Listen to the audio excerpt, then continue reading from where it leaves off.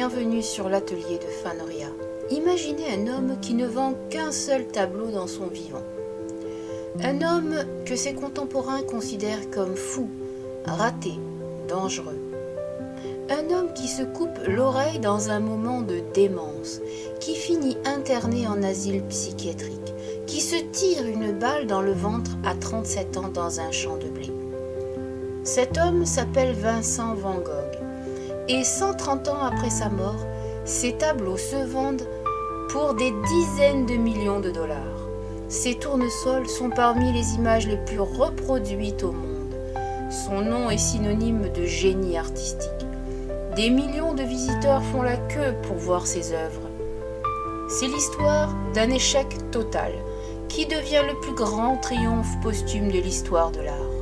C'est le récit d'un homme qui n'a jamais connu le succès, jamais connu l'amour durable, jamais connu la paix, mais qui a laissé à l'humanité un héritage de beauté incandescente. Vincent Van Gogh peint comme s'il était possédé.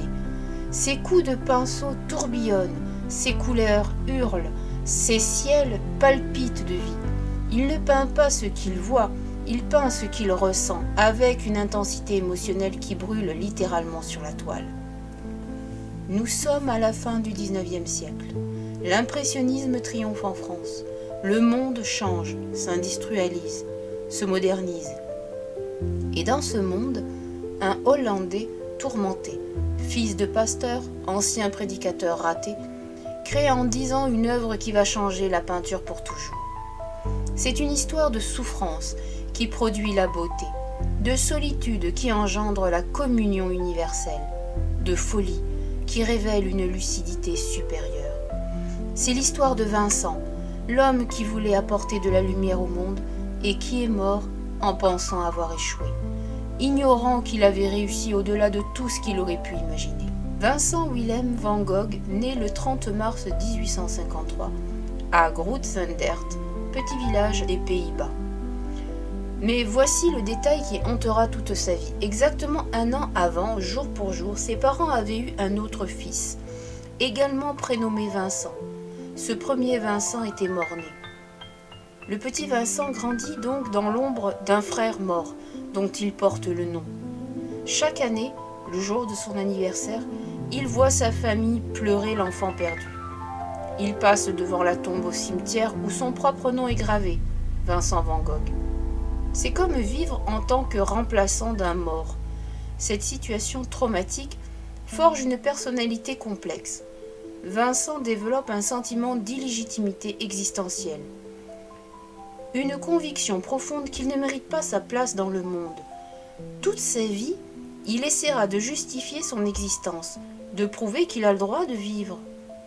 Son père, Theodorus Van Gogh, est pasteur protestant strict. Sa mère, Anna Cornelia, est distante, froide. L'enfant Vincent, sensible et intense, ne reçoit pas l'affection dont il a désespérément besoin. Il grandit en se sentant indésirable, différent, inadapté. Vincent est un enfant difficile, colérique, têtu, solitaire. À l'école, il se distingue par son caractère ombrageux plutôt que par ses résultats académiques. À 16 ans, il abandonne ses études. Que faire de cet adolescent inadapté? Son oncle, Sainte, marchand d'art prospère, lui trouve un poste chez Goupil et compagnie à La Haye, galerie d'art réputée. Vincent y travaille correctement pendant quelques années. Il apprend le commerce de l'art, voit des milliers d'œuvres, développe son œil. Mais à 20 ans, transféré à Londres puis à Paris, Vincent s'effondre. Une histoire d'amour malheureuse avec sa logeuse le dévaste. Il devient dépressif, néglige son travail. En 1876, il est renvoyé. Premier échec professionnel. Vincent cherche alors sa vocation. Peut-être est-il appelé à suivre les traces de son père. Il devient précepteur, puis assistant pasteur en Angleterre. Il prêche avec une ferveur qui inquiète ses employeurs. Sa religiosité est trop intense, presque maniaque. En 1878, Vincent entre à l'école évangéliste d'Amsterdam pour devenir pasteur. Il échoue. Alors, il part comme missionnaire dans le Borinage, région minière misérable de Belgique. Là, il vit parmi les mineurs dans une pauvreté volontaire extrême. Vincent se comporte en Saint François moderne. Il donne ses vêtements aux pauvres, dort sur la paille, partage le peu qu'il a. Son ascétisme inquiète l'Église, qui le révoque. Même comme missionnaire, Vincent échoue. Il est trop extrême, trop passionné, trop différent. À 27 ans, Vincent Van Gogh est un raté complet. Pas d'éducation terminée, pas de carrière, pas d'argent, pas de famille à lui. Il vit au crochet de son frère Théo, marchand d'art à Paris, qui lui envoie régulièrement de l'argent. C'est dans ce gouffre de désespoir, dans cette obscurité totale, que Vincent découvre sa véritable vocation. Si Dieu ne veut pas de lui comme prédicateur, il va prêcher par l'art. Il va peindre pour les humbles, pour ceux qui souffrent, pour apporter de la beauté dans ce monde brutal. En 1880, à 27 ans, Vincent décide de devenir artiste. C'est un âge très tardif pour commencer. La plupart des artistes sont en apprentissage depuis l'adolescence, mais Vincent est tenace, obstiné, déterminé. Il s'inscrit à l'Académie des Beaux-Arts de Bruxelles, mais ne supporte pas l'enseignement académique. Il apprend en autodidacte, dessinant frénétiquement, copiant des reproductions, étudiant les manuels de technique. Ses premiers dessins sont maladroits, les proportions incorrectes, les perspectives fausses, mais il possède déjà une énergie, une sincérité qui les distingue. Vincent dessine les paysans, les ouvriers, les pauvres. Il veut être le peintre des paysans comme Millet son héros. En 1885, après 5 ans d'apprentissage acharné, Vincent peint Les mangeurs de pommes de terre, sa première grande œuvre. Dans une pièce sombre, les paysans mangent des pommes de terre autour d'une lampe à pétrole. Les visages sont rudes, déformés, presque grotesques. Le tableau est techniquement imparfait, la perspective est bancale, les couleurs ternes, les proportions douteuses, mais il dégage une puissance émotionnelle extraordinaire. Vincent a voulu montrer que ces gens qui mangent leurs pommes de terre ont travaillé la terre eux-mêmes avec ses mains, qu'ils plongent dans le plat. En 1886, Vincent rejoint son frère Théo à Paris. Cette arrivée dans la capitale de l'art moderne transforme radicalement sa vision. À 33 ans, Vincent découvre l'impressionnisme, le néo-impressionnisme, l'art japonais. Les impressionnistes lui révèlent la couleur pure, la lumière vibrante, la liberté de la touche. Tout ce qu'il peignait en brun et noir s'illumine soudain. Il commence à peindre avec des bleus, des jaunes, des rouges éclatants. Il rencontre Toulouse-Lautrec, Émile Bernard, Paul Signac. Il visite le magasin du Père Tanguy, où il découvre les estampes japonaises. Ces images aux couleurs franches, aux compositions audacieuses, le fascinent. Il en copie plusieurs, apprenant leur langage visuel. Pendant 2 ans à Paris, Vincent peint frénétiquement. Autoportraits, paysages urbains, nature morte, sa palette s'éclaircit, sa touche devient plus libre, son style personnel commence à émerger. Mais Paris l'épuise nerveusement. La vie urbaine, le bruit, la compétition l'écrase. En février 1888, Vincent fuit Paris pour Arles, en Provence. Il cherche la lumière du sud, les couleurs intenses, une vie plus simple. Il rêve de fonder là-bas une communauté d'artistes, un atelier collectif où les peintres vivraient et travailleraient ensemble. L'arrivée à Arles est une révélation. La lumière méditerranéenne l'éblouit. Les couleurs de la Provence l'enivrent. Vincent entre dans la période la plus productive, la plus inventive de sa carrière. En 15 mois, il peint environ 200 toiles. Il peint les vergers en fleurs du printemps provençal. Explosion de roses et de blancs. Il peint les champs de blé dorés sous le soleil violent. Il peint les nuits étoilées qui tourbillonnent comme des galaxies vivantes. Sa touche devient de plus en plus personnelle, tourbillonnante, vibrante. C'est à Arles qu'il peint ses tournesols, ses bouquets éclatants qui deviendront ses œuvres les plus célèbres. Les tournesols, pour Vincent, symbolisent la gratitude, la chaleur, la vie. Il en peint plusieurs versions, explorant toutes les nuances du jaune. En octobre 1888, Paul Gauguin arrive à Arles, invité par Vincent qui rêve de cette communauté d'artistes. Au début, tout semble merveilleux. Les 2 hommes peignent ensemble, discutent d'art pendant des heures, s'enrichissent mutuellement. Mais rapidement, les tensions apparaissent. Gauguin, plus âgé, plus sûr de lui, prend une position dominante. Vincent, hypersensible et anxieux, se sent rabaissé. Leurs conceptions artistiques divergent. Gauguin prône la peinture d'imagination, Vincent la fidélité à la nature. Les disputes deviennent quotidiennes, violentes. Vincent boit trop d'absinthe, dort mal, devient paranoïaque. Il sent que Gauguin veut partir, que son rêve de communauté s'effondre. L'angoisse le submerge.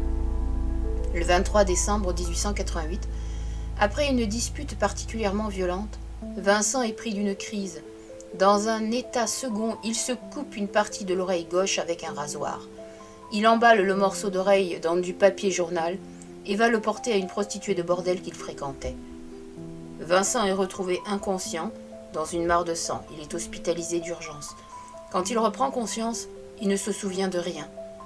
Gauguin, horrifié, fuit Arles et ne reverra jamais Vincent. Les habitants d'Arles sont terrifiés par le fou roux. Ils signent une pétition exigeant son internement. Vincent, brisé, accepte d'entrer volontairement à l'asile de Saint-Paul de Mosole à Saint-Rémy de Provence en mai 1889. L'asile n'est pas une prison mais un hôpital psychiatrique pour riches malades mentaux. Vincent y a sa chambre et un atelier. Entre ces crises qui reviennent périodiquement, il peut peindre. Et il peint avec une intensité décuplée, comme s'il pressentait que le temps lui est compté. À Saint-Rémy, Vincent crée certaines de ses œuvres les plus extraordinaires. La nuit étoilée, avec son ciel tourbillonnant, ses étoiles et sa lune gigantesque, son cyprès qui s'élance comme une flamme noire, les iris d'une délicatesse bouleversante, des autoportraits d'une lucidité terrifiante, où il se regarde sans complaisance. En mai 1890, après un an d'asile, Vincent obtient son congé. Il part pour Auvers-sur-Oise, près de Paris, se mettre sous la surveillance du docteur Gachet, médecin amateur d'art qui soigne les artistes. Anvers est un village paisible où Cézanne et Pissarro ont déjà peint. Vincent s'y installe dans une chambre modeste à l'auberge Ravoux. Il semble aller mieux, les crises ont cessé. Il écrit à Théo des lettres pleines d'espoir sur l'avenir. Il peint frénétiquement le portrait du docteur Gachet, l'église d'Auvers, des champs de blé sous ciel orageux, des portraits de paysans. En 70 jours à Auvers, il produit 70 toiles. C'est comme s'il sentait l'urgence, comme s'il savait qu'il ne lui restait que peu de temps. Mais sous cette productive fièvre couve le désespoir. Vincent n'a toujours vendu qu'un seul tableau. Il vit au crochet de Théo, son frère bien-aimé vient d'avoir un fils, a des soucis financiers, et Vincent se sent être un fardeau insupportable. Le 27 juillet 1890, par une belle journée d'été, Vincent sort avec son matériel de peinture. Il peint peut-être dans les champs de blé qu'il aime tant.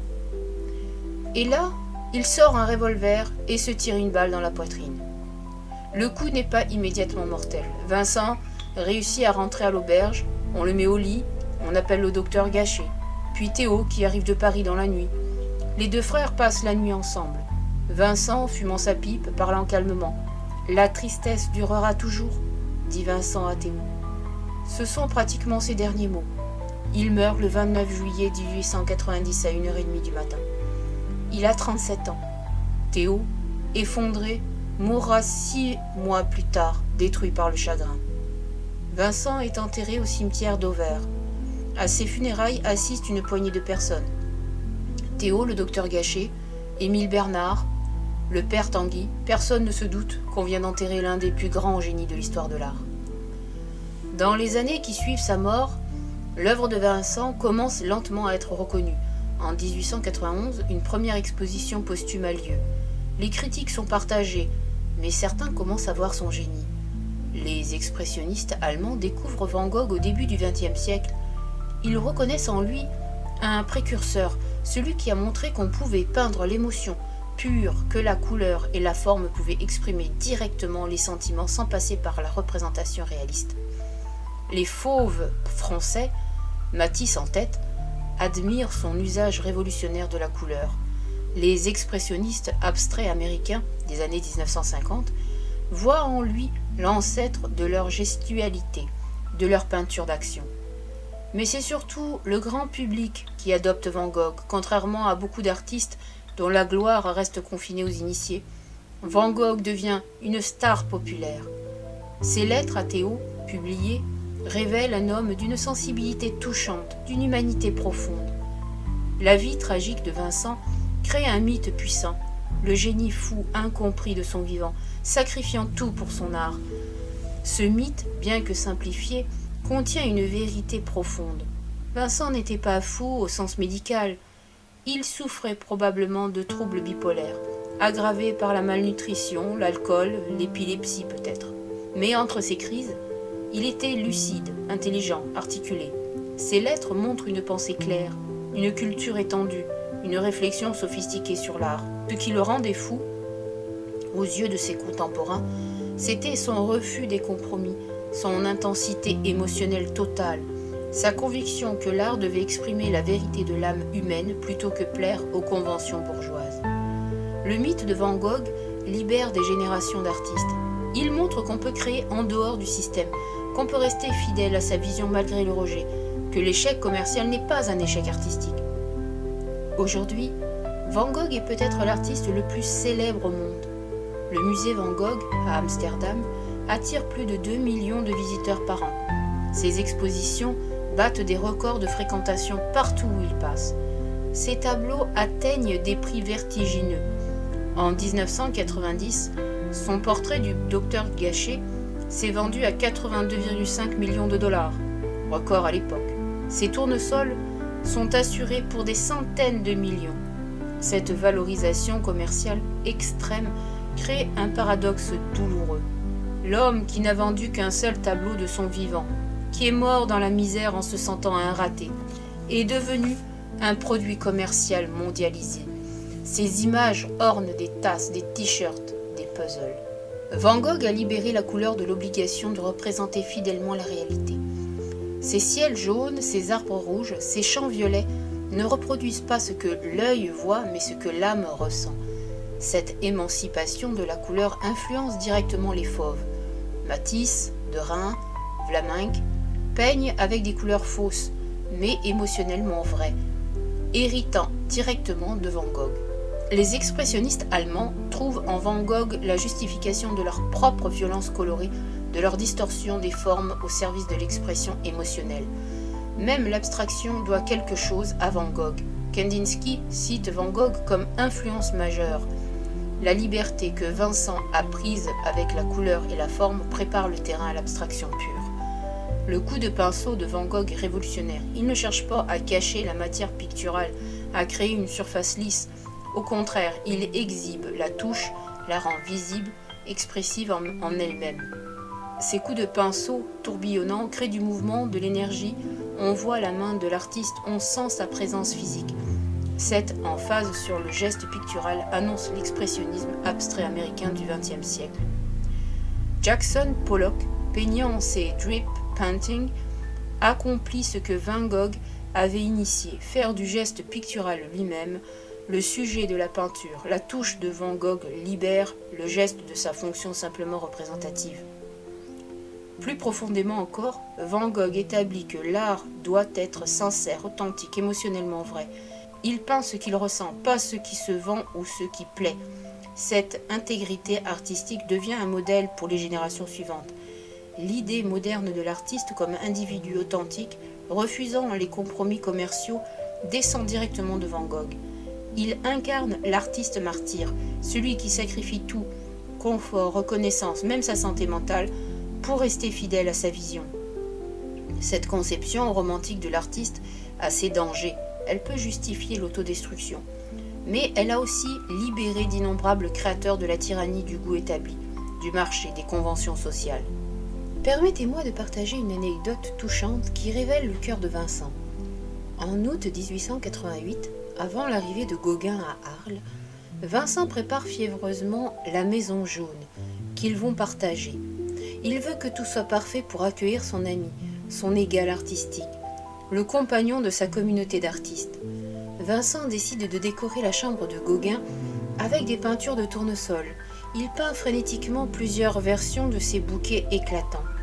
Je travaille avec l'enthousiasme d'un Marseillais mangeant la bouillabaisse, écrit-il à Théo. Pourquoi des tournesols?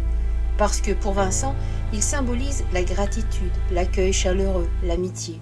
Il veut que Gauguin, en entrant dans sa chambre, soit enveloppé de cette lumière dorée, de cette chaleur fraternelle.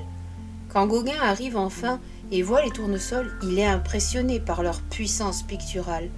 Mais il ne comprend pas vraiment la signification émotionnelle, l'amour que Vincent a mis dans ces fleurs.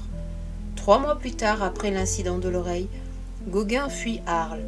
Les tournesols restent accrochés dans la chambre vide, témoins silencieux d'une amitié avortée, d'un rêve brisé.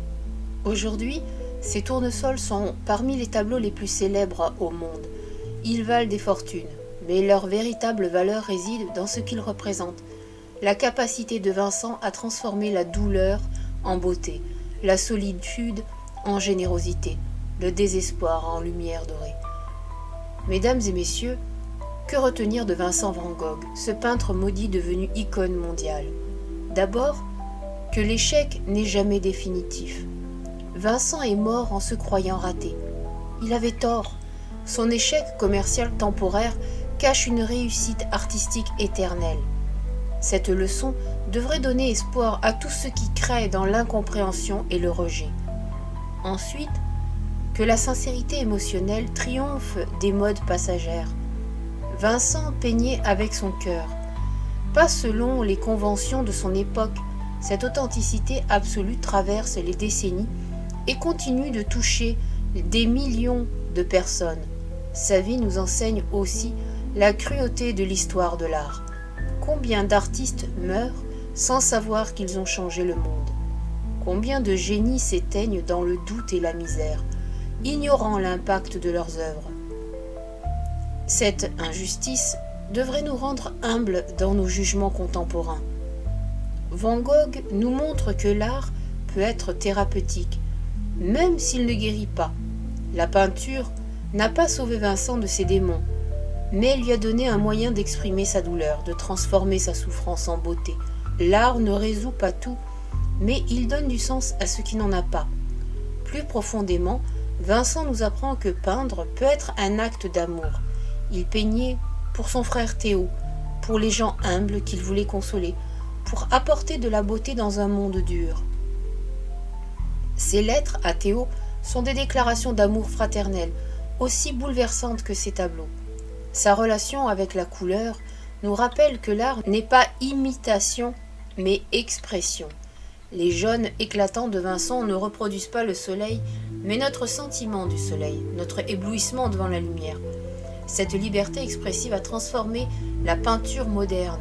Le paradoxe de Van Gogh, l'échec commercial absolu devenu le plus grand succès posthume, nous interroge sur la nature de la valeur artistique. Qu'est-ce qui fait qu'une œuvre traverse le temps?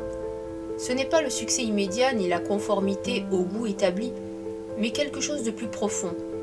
La vérité émotionnelle, la sincérité absolue. Aujourd'hui, quand nous regardons une nuit étoilée ou des tournesols, nous ne voyons pas simplement un ciel ou des fleurs. Nous voyons l'âme de Vincent, sa souffrance et sa joie mêlée, son amour de la vie malgré tout, sa capacité à transformer la douleur en lumière. Vincent est mort en croyant que la tristesse durera toujours. Il avait tort.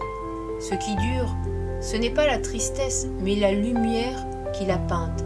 Cette luminosité dorée qui continue d'illuminer le monde 130 ans après sa mort. Pour clôturer cette célébration de Vincent van Gogh, permettez-moi de vous poser 2 questions. La première, Van Gogh est mort en se croyant raté, ignorant sa gloire future. Si vous pouviez remonter le temps et lui dire qu'il deviendrait l'artiste le plus célèbre au monde, cela aurait-il changé quelque chose à son suicide? La reconnaissance peut-elle guérir la souffrance, ou sont-elles 2 domaines séparés de l'existence humaine? Enfin, le mythe de Van Gogh a créé l'image de l'artiste torturé, du génie fou. Ce mythe est-il dangereux parce qu'il romantise la souffrance mentale? Ou est-il libérateur parce qu'il montre que même dans la souffrance, la création reste possible? Je vous laisse méditer sur ces questions convaincu que Vincent van Gogh, depuis son humble tombe d'Auvers, continue de nous parler avec ses toiles incandescentes. Il nous rappelle que la beauté peut naître de la douleur, que l'échec temporel peut devenir triomphe éternel, que la lumière finit toujours par percer les ténèbres. Vincent voulait apporter du réconfort aux humbles. Il a réussi au-delà de ses rêves les plus fous. Ses tournesols consolent, ses cyprès inspirent, ses nuits étoilées émerveillent. La lumière qu'il a peinte continue de réchauffer nos cœurs. La tristesse n'a pas duré toujours. C'est la lumière qui dure éternellement. Et moi je vous dis à bientôt.